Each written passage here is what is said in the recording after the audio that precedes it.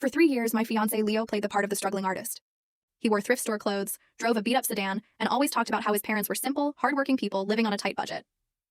When we got engaged, his mother Margaret called me. She sounded like she was holding back tears. "Honey, we love you, but we're in a bad spot. We can only give you $500 for the wedding.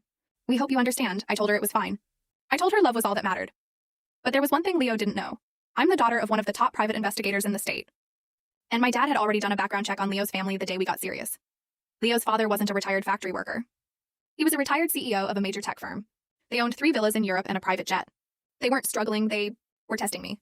They wanted to see if I was a gold digger before letting me into their circle. I decided to give them exactly what they asked, for I organized the wedding in a public park. I bought a $40 dress from a clearance rack. For catering, I bought boxes of cheap pizza and plastic cups for tap water. The day of the wedding, Margaret and Leo's father showed up looking humbly, dressed in old sweaters. They looked smug, watching me walk down the grass in my cheap dress. They thought they had successfully lowered my expectations for life. But then, the guests started arriving. Since Leo's family told me they had no rich friends, I invited my own.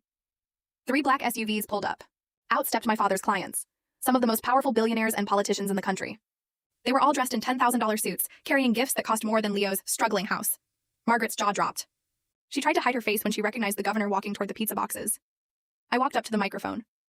"I want to thank Leo's parents for the $500, I said, my voice echoing through the park. "It taught me so much about how some people value money more than honesty. Since you guys are so broke, I've decided to donate my entire inheritance, about $10 million, to a charity for the truly needy. I figured since we're going to be a struggling family together, we don't need it, right?" Leo's face went white. Margaret literally tripped over a pizza box trying to get to me. "Wait," she hissed. "10 million? Inheritance? We were just joking about the $500. We have plenty of money, we just wanted to see if you were greedy." "Oh, I'm not greedy," I smiled. "But I am allergic to liars. And it seems like your test just cost your son a wife." I handed Leo his ring back. It was a fake, a $10 plastic one I bought for the occasion. "Since we're keeping things cheap," I whispered, "I thought this suited the version of you I fell in love with. Too bad the real you is just a fraud." I walked away and got into my father's car. Leo has been blowing up my phone for a week, saying they were just protecting their assets.